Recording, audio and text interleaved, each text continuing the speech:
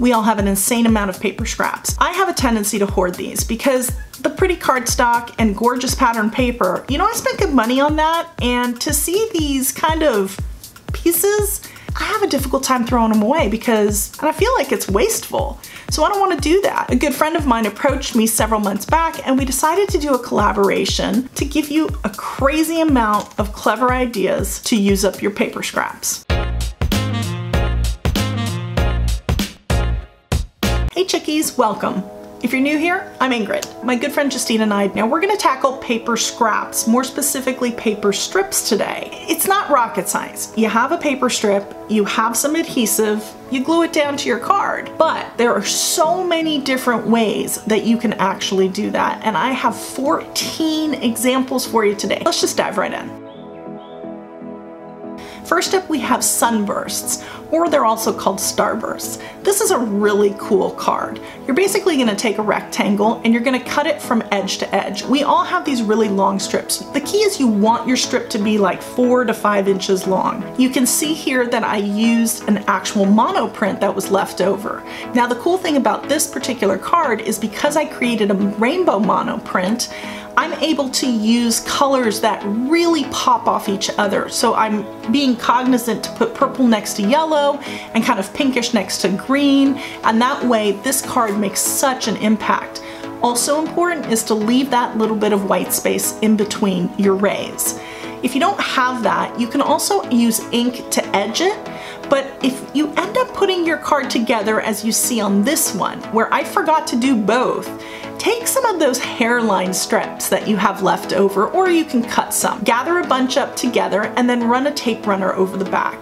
That way they're nice and sticky and you can easily lay them down over where your rays attach to each other. And that way you have that nice neutral in between that allows them to shine. You've got to remember to always include a little bit of white or a little bit of black or brown, some sort of a neutral that really makes your entire project pop.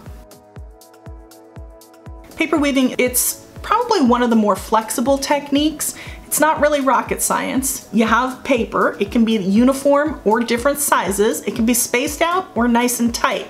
Totally up to you, it's very forgiving.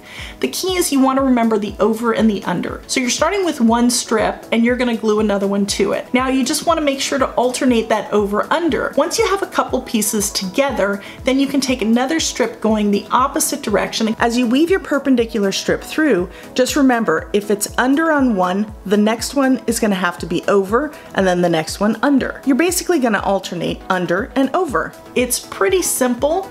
You can leave them attached to something on the edge just to kind of get them all, you know, not really moving around, or you can just go with the flow. It's totally up to you, but I definitely encourage you to try it. You can do so much with this. Work with complementary colors, leftover backgrounds, literal scraps that you have, whatever. Different sizes, same sizes.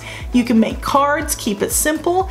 You can make tight woven patterns or even add them to canvases like you see here. Now I go back 20 years doing this technique. I used to teach it when I taught scrapbooking classes and we'd do entire 12 by 12 backgrounds with this technique. It's that much fun. I definitely encourage you to try it. This next one's really gonna fly by. I like to add paper strips from edge to edge. Now basically what that means is I'm gluing them down across the entire span of my project. Now I can either cut that down, it doesn't have to be the entire background. As you can see, I allowed a little bit of space in between the colors here, but you know, you can really have fun with this. The one thing that I do encourage you to do, because this is such a busy pattern and really takes up all the real estate, bring in some white. You can see I used a die cut to really kind of cut out a shape, and I use that as a second card. Hey, that's a bonus and absolutely fabulous. I went ahead and heat embossed in that open white area, whether it's on the base of the card or underneath that open negative space. And that really allows for some interest to kind of go along with that impactful color. I really love these two projects and it's a great way to use up all those leftover strips that you have. Now I know that you probably have a ton of white paper scraps left over. I know I do. I collect probably more white than anything. And they really do amass quickly. And I end up with white strips from varying lengths. This project is really cool because you end up using all the stash that you have. It's kind of nice actually when they're not all uniform, because there's something about, you know, the unexpected, which one's gonna be next factor. And I find that sometimes when I need that little something to a card, that finishing touch, it needs something. Adding this to its base is the perfect solution. Now you can take it another step and you can add a glitter pen to it so that you have a little bit of shimmer, you know, that you can emboss them. You could actually emboss a pattern on them even. There's so much you could do. One of the things that I also love is to just add something simple to it, like a white tag, and then stack those leftover strips on the bottom. Now you could do this tone on tone. You can see here I'm using leftover pattern paper, but look at how cool these elements are on these cards. They're not complicated, they're simple, but without that white kind of pattern in the background, they would kind of be boring. It's the tone on tone strips in the background that make these projects. I can't say I saved my favorite for last because there are so many of these are my favorites. We're gonna talk about creating focal elements, because here I'm gonna use those little 1/4 inch strips.